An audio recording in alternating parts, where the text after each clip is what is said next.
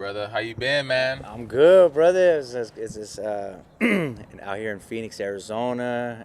It's kind of crazy to run into you, but I'm doing good, bro. I'm doing good, I know. man. Let me just paint the story of how we ran into each other. I had a post saying I think I was on the way to the gym or something. I said I was in Phoenix, Yeah. and you reached out. You was like, "Yo." Long story short, you were like, "I'm in Chandler," and I was like, "Okay, cool. We need to do something." You said, "I like the work that you're doing." Oh And I yeah. was like, I appreciate that because I get a lot of DMs. I get more DMs that I than engagements on the post. Yeah. But I welcome that because people want to speak in a secured place, you know. So I understand that Yeah. to me, I'm not saying a DM is sacred, but Yeah. but I understand like the private conversation of him. And then so when you reached out, I was like, oh, this is fire. He's saying this. You don't have to go on my post to show like, yo, I'm bigging you up, bro. It was like a personal message. Oh yeah. And so when you said that, I was like, wow, that's fire. Like, I wanted to work with you for a long time, just as far as like, just in general. But you had said that. I was like, yo, I want to get you on a podcast. And you was like, yo, I'm in alignment with that. There's some things I've been doing, some things I'm working on. And I was like, all right, cool. We're going to meet up or something. Yeah. That same day. Same day. Same day. So I'm already like trying to like work here locally in Phoenix since I just came down here, right? Yeah. I'm going to a couple studios. I'm like, yo, let me go in here, look at this gallery. I missed the gallery's fence. I'm like, oh, this ain't it. This is, and I look, I'm like, is that Ernesto?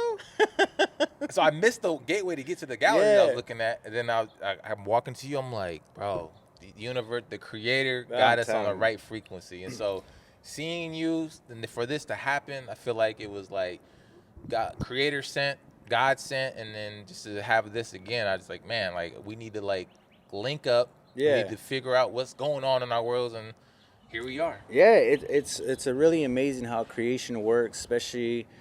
I feel like when you're open and genuine with who you are and what you're doing, there's this unique way of creator like opening these layers for you to kind of what people consider confirmations, right? But for us, it was so natural that these confirmations are no longer like a wow factor. It's more of a this is where I need to be at, Right. and I think that's where you create this beautiful comfort of aligning yourself with people that are on the same wavelength, and it's crazy that like you said, I was eating a pizza, it's getting ready to go to a show, and you ended up popping up, and to me that spoke volumes because we met in Standing Rock, and I was just talking about you to a friend of mine about what you were podcasting, which really resonated with me, which was how we had to create balance. And that's kind of what introduced me to sending out that DM, and I try to do that with a lot of my friends. I don't try to get on their personal pages, but I do try to send confirmations of reassurance and empowerment, then because I grew up with my grandma doing that a lot. And back then it was more interactions with her going to different relatives throughout the community. But now we live on a social media and AI network that we can take those same principles and apply it and then create this balance. And I feel like that's what we were doing. And to me, that's creation's way of saying, hey, you guys are on the right path. You guys, if you feel it, do it, So what's funny is I actually, because there's so many ways where places I could go with what you just said. Yeah. I had like a list of questions, and I don't even think we need the questions because of just the natural understanding of knowing that we're on this journey, right? And knowing like, okay, you're where you are and where you are. I feel like creator creates this like connection, and then it gets stronger at certain times, and then when we're in those what's the word? When we're in those like boosts of like, oh, I got to do this. That connection gets stronger, and I think that's what happened in that. What's so crazy. I was telling just a nephew of mine. I was like, yo, come with me. I'm going downtown, look at these studios, and I'm telling him, I'm like, yo, you got to create your own luck. I didn't even tell you this. So I'm telling him that, right? I'm like, yeah. I was like, I'm going. He's like, where are we going? I'm like, we're going downtown. There's a couple studios I seen. And he's like, why are you getting in the studio? I was like, I'm just looking to see if I'm already recording something, but I just talked to a buddy of mine this morning, and I might record a podcast there. Yeah. In one of these studios, and he's like, oh, okay, whatever. And I was like, and so we went to that studio. I seen one, went to another studio, afternoon studios, and then I tried to go in the first studio, whatever. They weren't open, but I was like, let me go grab something, some water or something downtown. We went and grabbed some. We actually went and got pizza from the other pizza spot after. No, after. Okay. It's like a little walk up one where you can grab a slice. It's like down there. But I'm walking up. I'm like, is that Ernesto? I was like, I thought this was a guy I was talking to this morning. He was like, what does he look like? I was like, he looked like him. He looked like him. And so I'm walking up, I'm like, that is Ernesto. So after that, he was like, dog, that's crazy that you were just talking to me. I was like, that's part of creating your own luck. Yeah. Like, so the universe seeing what my intentionality was, and it gave. I'm not saying it gave me, but like, yeah, if you see it, like, if you believe that this is happening for you and that you're, especially if your purpose is in the right place, then it is going to present that for you. And so for that connection, so that's why I'm bringing that story up just based off of what you're saying and the questions that I had. I'm like, we don't even need those questions, because just what you're just kind of like what you're explaining. I think we all, especially people who are doing things for the right purpose, we get to a point where we're like, okay, why am I here? Yeah. And then we analyze or we process, oh, I'm here because this happened, and then this happened, and then, okay, this is my next step. We don't know where we're going, but I know the direction that we know we're going is the right direction. And again, that's like, there's so many different ways that you can take this conversation, but for me, like hearing that, I really reflect a lot every single day on what my mom and my grandma, because I was raised by women, right? I mean, and I think that's, some people can relate. You know, the father's been in and out of this the story life, out of my life here and there. You know, did what he could. You know, but unfortunately, you know, alcohol won that battle. But the good thing about life is that it gave me an opportunity to really understand women from my grandma's perspective, or I try to, my best way. And I believe that what resonates with me a lot is how she says, you know, inayonantla is like, life is really hard, but it's really beautiful. This is almost like you have to be strong to it, you know. Shiyaja is like my baby. So even in the way they talked to you back then, it was like they set a standard, but they still also comfort you. And I feel like we're missing a lot of that now in life. Is like we tend to break people down and try to see it from our view instead of trying to see, you know, the person's perspective, and then empower it and then adjust it enough to where we can suggest our opinions, you know, and let them build it the way they want to build it. And I feel like a lot of times, you know, when we can reflect back to what our ancestors, our grandparents have taught us, you know, in life, we can really use that to kind of use it as a spearhead every day. It kind of creates this beautiful wave throughout the day. And I guess that's why my grandma always says, get up in the morning before the sun comes up, because the energy's still, right? It's still kind of still. People are not awake yet. People are barely moving around. And so she's saying, Ina is life and creation is moving, right? And so it's just like the water to the moon, and how it has this perfect balance of gravitation. And she said your prayers are the same way, and when you can get up and it'll lift it with the sun, and as soon as it can do that, and then it'll kind of understand what you're trying to pave. And I guess that's where we come into this part of our lives. I'm pretty positive we all are going to go through it, where we don't really understand what we're doing here on earth, or what is the purpose. And I think at that time we really got to look back into who we are, and then from there there's this unique way and beautiful, blessed way that creation works with us to teach us about life and all of the mistakes that we made up to this point, to teach us about everything. And from here, we have a choice to either move forward and step in a direction towards creation, which it'll give us the answers and it'll pave the way. Or we're going to continue to step in where we think we know everything. And that's where a lot of us, we run into these dead ends. And I feel like we have to make an adjustment with our ego and take inventory of ourselves. When we can take inventory of ourselves, we understand everything from the first mistakes we've made, and then we can begin to build off of that. And when we build off of that, we kind of empower ourselves, and then from there, it kind of has this beautiful way of our children kind of soaking it up, like, oh, my dad, he's been through so much, and he's kind of paved his way to build a better life for us. And I think that's not the solution to everything, but it's a huge part of breaking generational trauma. 100%. And the way that there's a few things you brought up, and I'm just like, oh, I remember when I did this, and it shifted how I even seen the world. And I don't know when that was for you, where you was like, oh, because we could have all of our teachings growing up, but then there's something that happened that's like, oh, you know what, I'm doing this differently. And mine was Standing Rock, and that's where we met. And so I guess I want to ask you, where was it, like, where were you when you were like, okay, I have to operate differently? Like, what moment was it? And then what steps did you make after that? Like, okay, I am operating in a paternal dad sense, but also in a provider sense for my community. Like, where was that for you?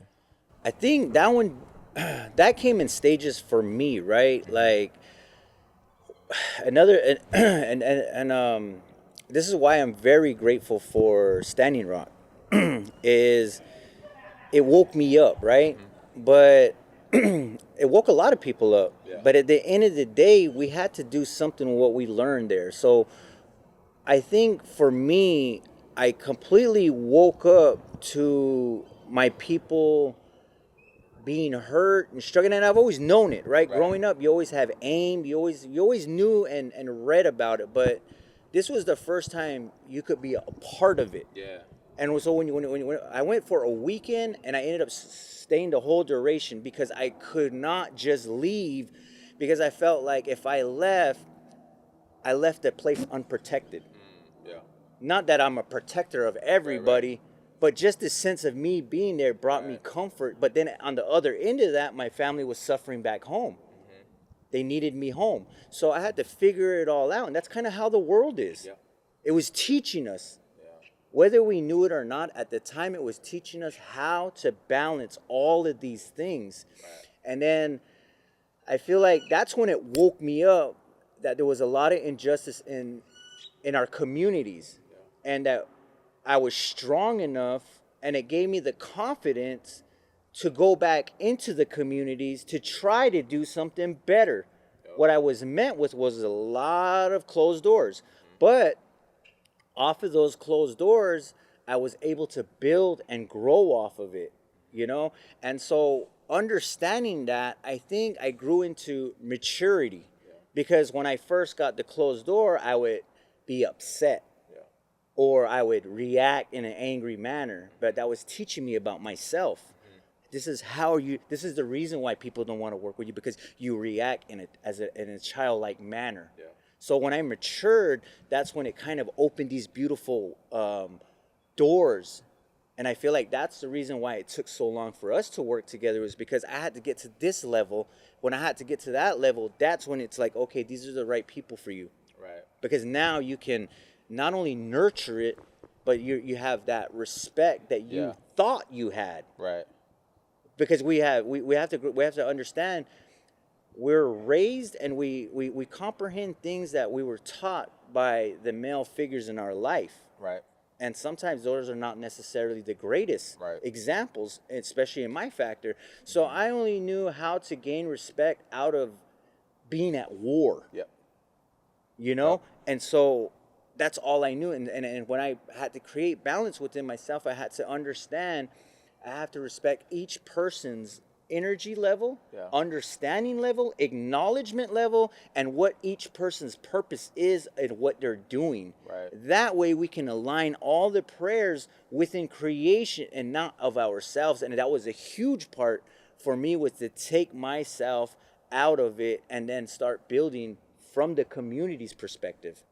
That's powerful, because that's where I seen you with your brand, Honor Life. Yes. So I seen a lot of that. I was like, yo, he's on that time. And for me, the honoring of like oneself and understanding like my purpose, like I have one is just like honoring my growth. Yes. Because I'm like, oh, I'm a growth junkie. I'm trying to get better at my health, my mental, my spiritual, and so like I'm trying to grow in all these facets, right?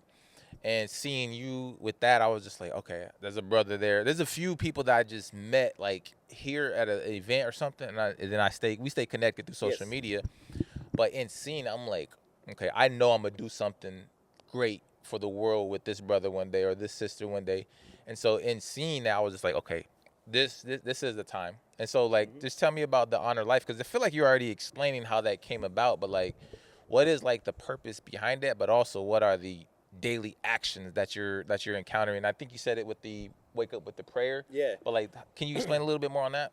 So Honor Life Collective, I started because I wanted to work with a lot of people that are of the community. You know, I'm not saying like a lot of people that are already have platforms are not of the community, but what I'm saying is there's a lot of people that are being overlooked that have strong roots, have strong teachings, and they should be on platforms where they can teach a lot of this stuff, right? And so that's what Honor Life Collective is like. We collaborate with other people that's willing to put themselves out there, or we can empower one another to where we can reach the community at a balanced understanding. So we work with not only like native indigenous community, but we will work with black communities, the Mexican community. You know, there's every community that we're willing to work with, because I feel like we're in a world where we have to create balance, and then from balance we can create solutions, right? And I feel like and Honor Life is, for me, what I have to do is continue to grow. I have to continue to stand in this belief that, you know, that our children can, you know, gravitate back to the prayers, back to our ceremonial ways, what we have preserved on modern day, because we can't rewind time and go back into before colonization happened. That'll never happen. But what we can do is create balance from here, and that's what I do my best with. Is like you said, you know, the backbone of this is my grandma. It's built off of her teachings, and I can't really sit here and say Honor Life is me. Because Honor Life goes deeper than that. It goes to what my grandma was trying to give her grandson and grandchildren to give to the world almost. Because she's never going to have social media, and she's passed away, and but her teachings and the love of life, that's her legacy. And I feel like that's the beautiful thing about our ancestors, is we have a way of looking at life to where it can be chaotic, but within it, if we can stand in the beauty of it, you know, we can walk in it. And I guess that's where, you know, the Newe, we say walk in beauty. And I feel like that's the essence of it. That's the embodiment of it. And not to get off topic, but that's basically what Honor Life is for me, is what I see in the community, what I can build, what I can empower. That's where I want to donate and be a part of, and put my energy. Because a lot of times in the beginning of what I started doing is I got used a lot to put the face, to do speaking engagements, and I'm pretty sure you're really familiar with a lot of these things. And I'm not taking anything away from a lot of these organizations, but a lot of these organizations don't actually have direct contact to the communities that are struggling. And if I am directly connected to some of these smaller communities, then I have to take it upon myself to go ahead and reach out to these communities and build with them, you know? Yep. So that's what kind of honor life is embodied, you know? Yeah, I love that too, because you're obviously seeing where people use us, and I have stories like that too. But I do think that when we create, and we basically we create tools that our community can use, and if you're creating like an honor life mantra slash uh, um, way of living, like to me, like when I hear that, for me, I already I have this thing in my mindset. It's like podcasts are a decolonization tool, right? Because the conversations bring up ideas, bring about all these things. But to me, after my podcast, I want to create action steps. Yes. So that's why I feel like podcasts that have action steps are a decolonization tool. And so after this, I'm gonna have a way for people to get in contact with you. I'm gonna have a way people can get in contact with this facility, Palaba's, was it Palaba's bookstore? Yes, culture bookstore. So like, but I like for there to be action steps where, hey, these are solutions that are in people's community. If you're listening to this globally, you could still reach out and donate whatever, or you could share the podcast, share the page. But people have a part to play in these solutions, and so for what you're doing, it was already in alignment. I'm like, all right, how can I be a part of amplifying his voice, his message? Because the people that you represent are the ancestors I represent. Exactly. To me, are like, yo, they need a platform because of how, like you said, walking beauty. I'm like, damn, that's so fire, because it has this like, it just has. When you said it, it gave me goosebumps. Yeah. I was like, damn, that's fire, because like you want that.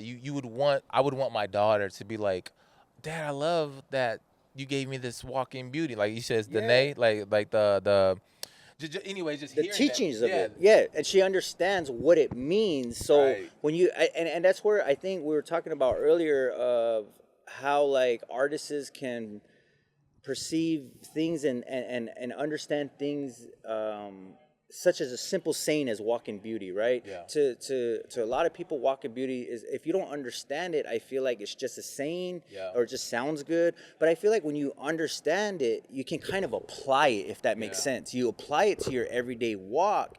So everything that comes at you as a negative force, because you're going to go through that, right? Yep. When you make the decision and concrete it and move forward to move in a good way, you're gonna have to walk through all the bad things you've done. Yeah.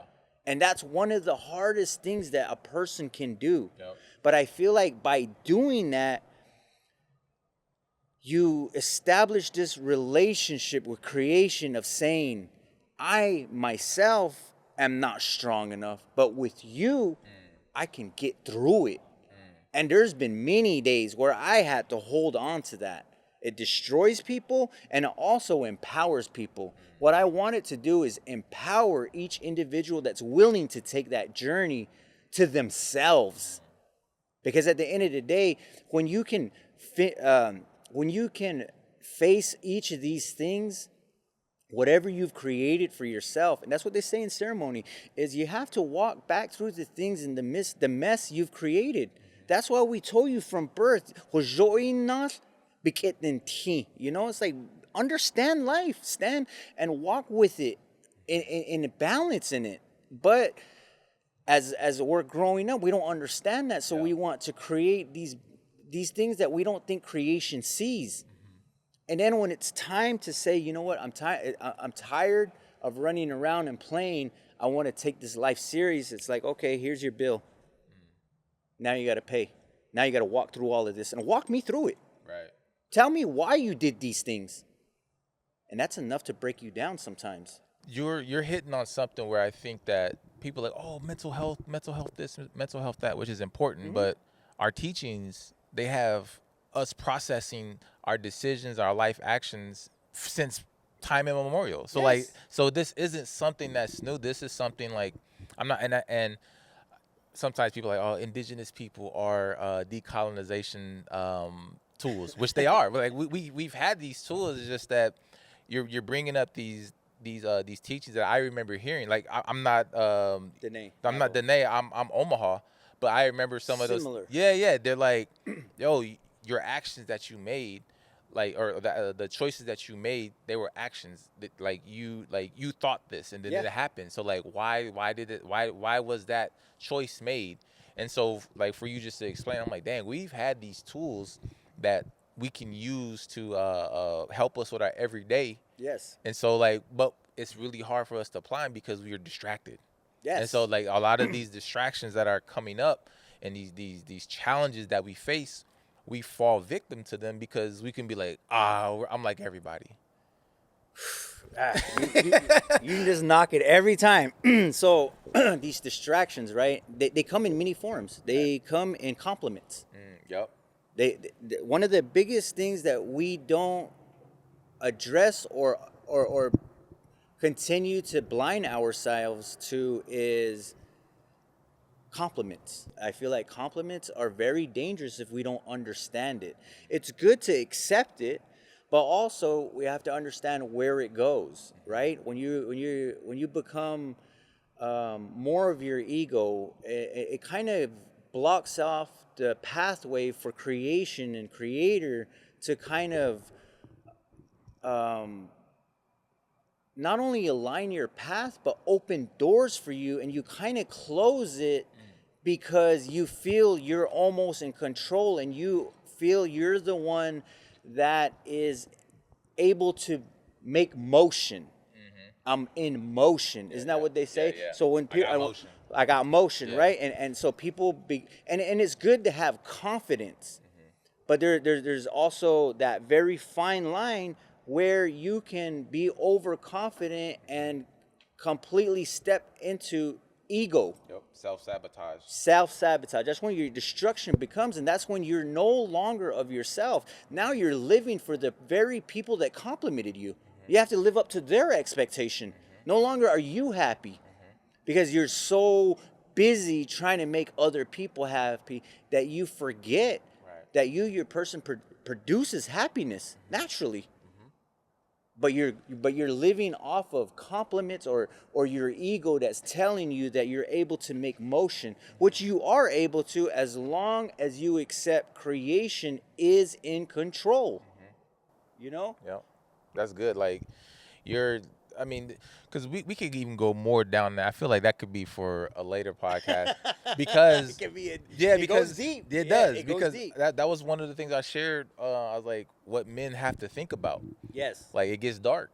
Yes. And so a lot of times, because I'm not trying to go down that path right now because yes, especially as men. Yeah, because like as a provider, as a security for my family, like there is like this.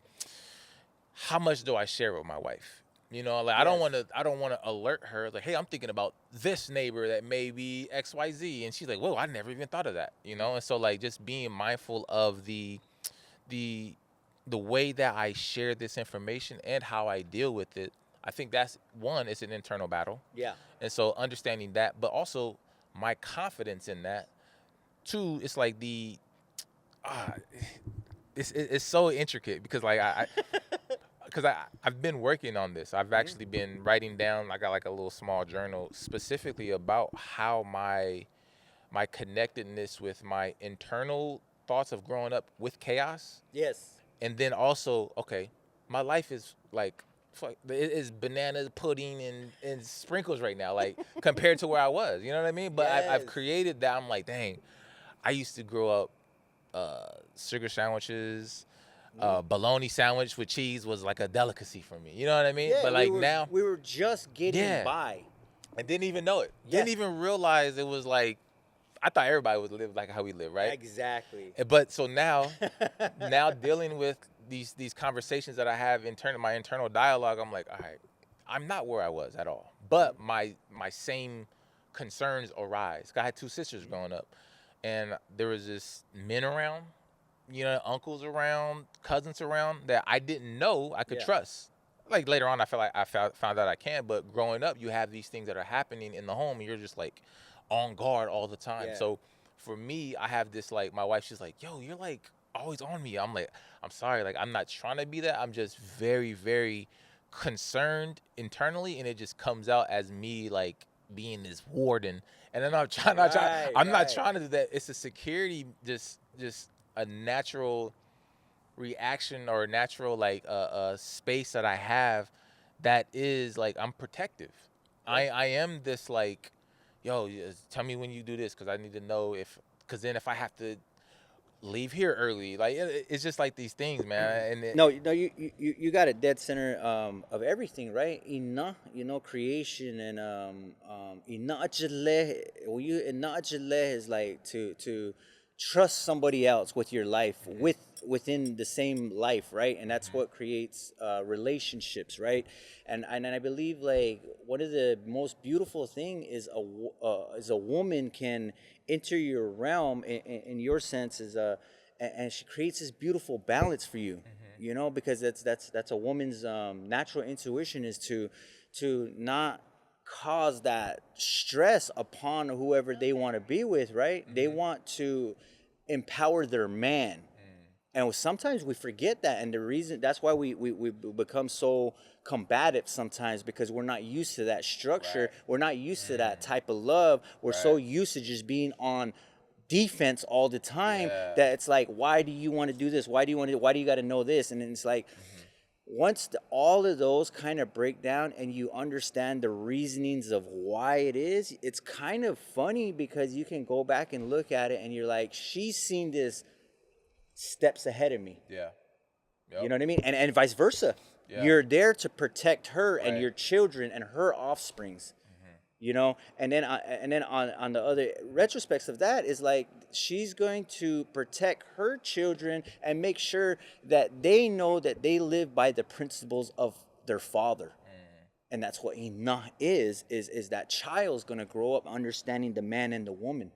And then that's what life is about, they say, and then from there they carry it on. And then I guess that's why it's beautiful in our generation that we're working on these things. And then it's going to take voices. It's going to take AI. It's going to take all of these things to create these discussions that need to be had. Right. There's a lot of men that are not, that will not talk to somebody because they're raised to only be strong like me. I wasn't raised to talk about my feelings.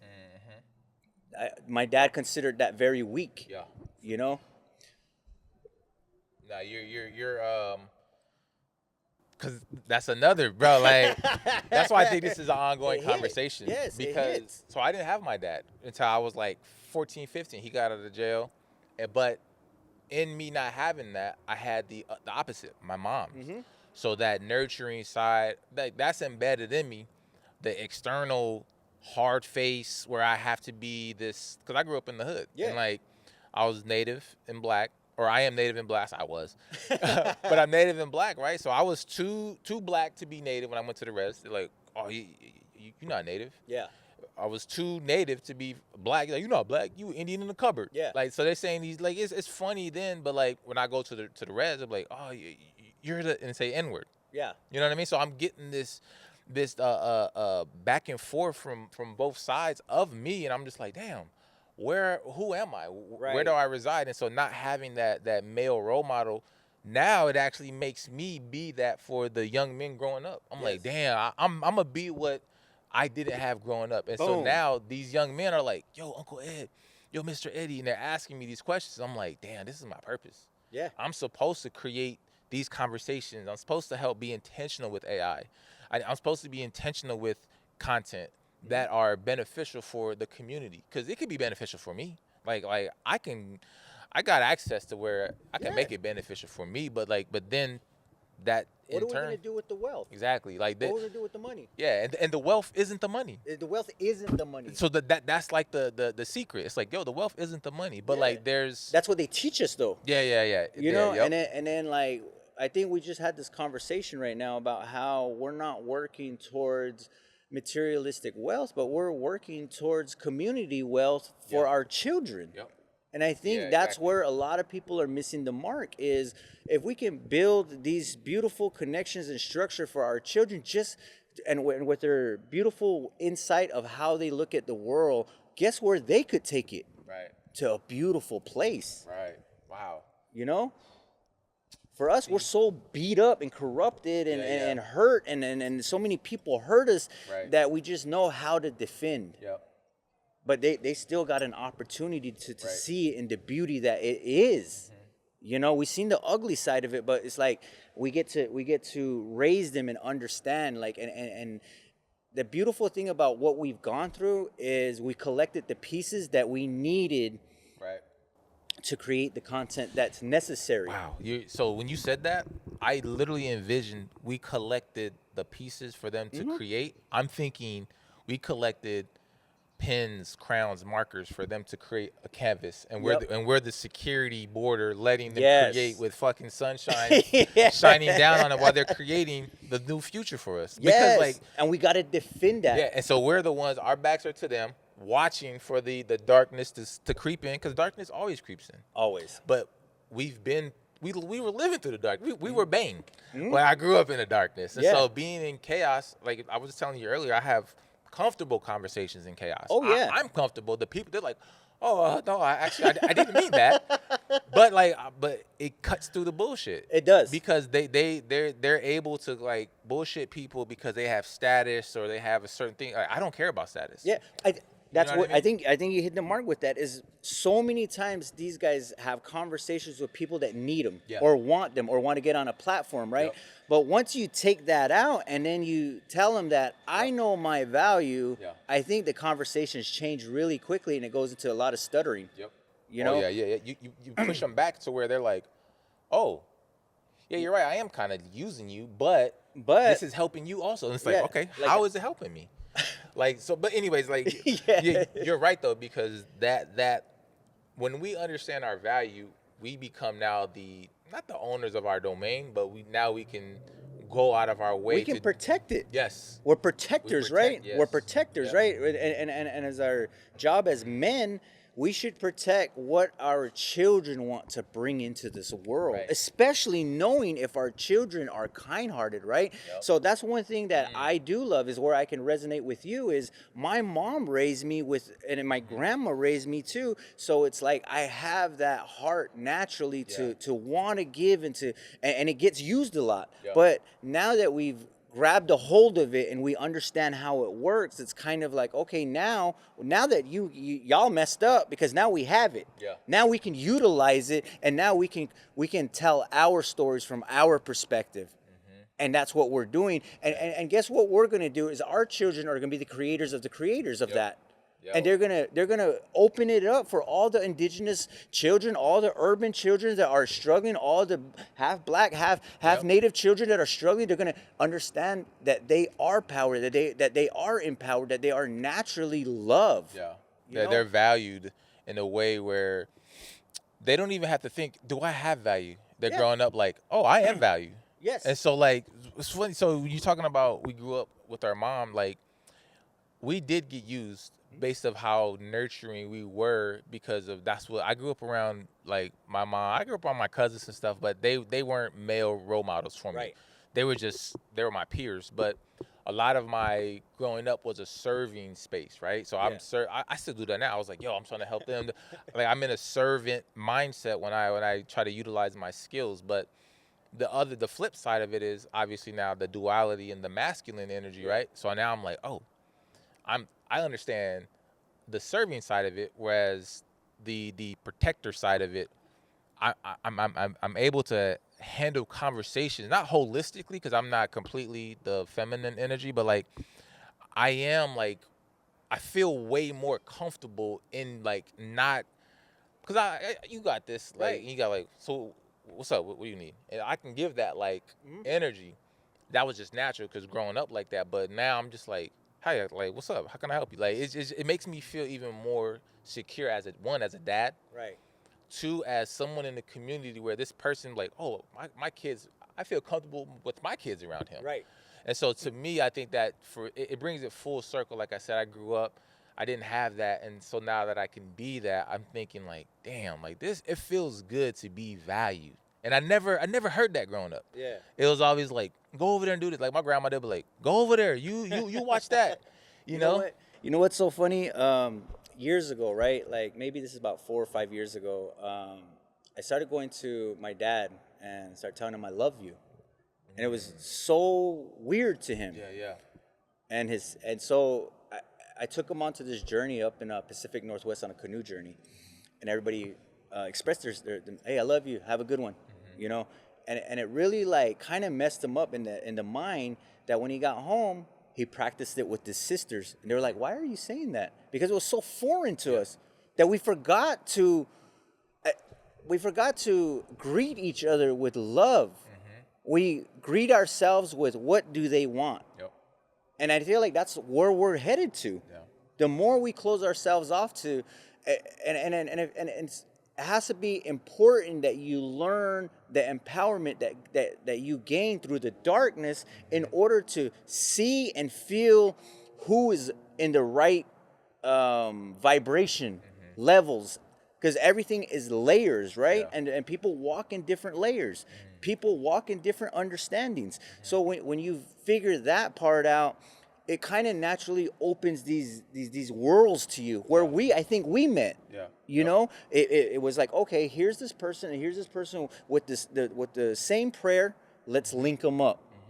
You know, and that's where empowerment comes in. We didn't do that on our own. Right. Our prayers and our intentions and the sacrifices that our ancestors gave us the right to use what we need to from our knowledge that we've gained through the lives that we lived up to the prayers that have been teaching us how to be a part of life. Right. Everything else has been bullshit that people teach us because it's all their perceptions of things, right? But when people give us good medicine that's in alignment with life, then it creates empowerment. Correct? Yeah. I feel like this could be a 10-hour podcast. but like, cause it's too. What's funny? I was like, I'm gonna let him talk, but like you're making me like, cause I've said these points before, but it wasn't on this platform. It was like at like a conference or something. Yeah. But cause you're talking about the love that like why are you saying it? Your dad's saying it, right? Yeah. So for me, I had that same thing. My cousin, he passed away. He got killed by gun violence a couple years back, and he would always be like, "What's up, cuz?" Try to give me a hug. Yeah. And I would be like, "Watch out, cuz. That shit's gay." Yeah. Because I had a false understanding of what love was. Right. And I thought it was like, oh, a man showing a man. I didn't realize like the love that men can, the camaraderie we can have for each other was like an honest thing. And so for me to hear that and for him to pass away, he actually, so it was his birthday. I remember I took him to, I took him home. I dropped him off and he was like, cuz I'm 30. I was like, okay, he just kind of like mumbling. He's a little buzzed up. He's like, I'm 30, cuz. I'm like, yeah, that's what's up, bro. Happy birthday. It's your birthday today. And I'm taking him to a bar that gives him a free drink on his birthday. Yeah. And he's like, nah, I haven't done nothing with my life. You know what I mean? I'm kind of getting choked up now by it. Yeah. But he was the first one that showed me like the male camaraderie love. But for that to happen, and then for him to pass away that same year, I'm like, damn, like he taught me to like value my purpose. And so that's why even like this conversation, like these are like gold, like nuggets of gold for me. Yeah, they're all sacrifices they gave to you. Yeah. And for us to like play with that, that's like dishonoring them. Yeah. So it's like at some point you're gonna hit your life, and I'm not saying that I got it all together, but there's gonna be a point you hit your life. You're gonna hit that stage like, what am I gonna do with this? And for me, I'm giving it all for my people. Facts. It doesn't matter who's gonna knock me down. We're going in this, and we're going into it strong. Facts. And it's because of moments like that. Yeah. It's because your cousin had to take that big step to show, hey, I'm gonna show my cousin that it's okay to love. And he was the only one. It's okay to step. Yeah. It's so okay like, to be like, you know what I mean? Yo, And through these conversations they live, they're shining, they're happy, they're smiling. Facts. They're like, yo, bro, you got it. You finally got it. Yeah. Woo. What I've been living to do, you got it now. Now build off of that. Wow, is what he's saying. And that's why the tears feel so happy instead of so sad. Thank you for like. It's no longer sad. It's like, fuck, I appreciate you. It's different now, right? It hits different. You see what I'm saying? It is different, bro. Thank Of course. You, bro. Of course. I love you, man. Of course, bro. That's like medicine right now. Yeah. That's what we're here for, right? That's what we doing here. I never heard it like that. Yeah. I never heard like him say, "You got it now." Yeah, he's smiling right now, bro. He like, shoot, this is what you want to do. I'm gonna bless you. I'm gonna bless you while you on. Right. Damn, that's powerful, bro. Yeah. It's my first time crying on the podcast. Damn, but that's good though. But it's real. Yeah, but that's the medicine. Yeah, that's the medicine. You gotta cry it out sometimes. Ah, damn. You know what I'm saying? That's why I'm so stingy with my eyes. You see me in a lot of. I don't give that to people no more. But for me, I love you, bro. Like I really. That's a thing that's like it's hard. It's hard to step into it fully without knowing what could hurt you. But that's the beautiful part of it is you step in empowerment and you allow creation to do its thing. Right. Because all these people that sacrifice for you are walking with you. Right. You know, and that's one of the hardest things that we can accept in our lives is somebody they're never gone. What they're doing is they're putting you in motion, as we were talking about. Yeah. That's why we're never in motion. Yeah, they're always moving it for us. Right. Damn, bro. See, we just like I didn't even need the questions. You know what I mean? Because I feel like it's just too much. Like when you value life like how we do, because everyone values life, but I think the purpose. That point of it, and we got a platform and stuff, and so and when you get feedback from people, it does become a not like a performative thing, but it becomes a genuine. Oh yeah. It's like I'm not saying it's a contest to be genuine, but I like genuine conversation, authenticity, and so for you just to show up and to prepare for this as just I said prayer because you was like. Yo, just give me a little bit. I just wanted to be able to meditate on this. I want to be able to bless the conversations that we're gonna have. And look at this shit. I mean, you fucking crying, bro. You know what I mean? But that's the shit that's like. The host supposed to make me cry. Yeah. That's good. But that's good though. That's good. This wasn't for me. I'm trying. I want to give you a good launch into because I know you're doing a lot, and that's actually leads me into kind of what 2025 has in store for you. Yeah, kind of just go ahead and just kind of share that. 2025. So this year, I had to lock down. I had to kind of, which I should do fully, is completely shut off my social media to focus. But I keep it on, for stuff like this. But on the other end of that, I'm not really as active no more because I'm more focused on this book. I'm writing a book and. A couple of different series of books. Apparel's coming out. We're going to be doing a pop-up here at Palabras February 9th, the weekend of the 9th. And also my boy Bobby will be here, Bobby Stills. And hopefully I'll have my hat from the Brim Connection, who's another people I'm working with, Danny and his wife. They build...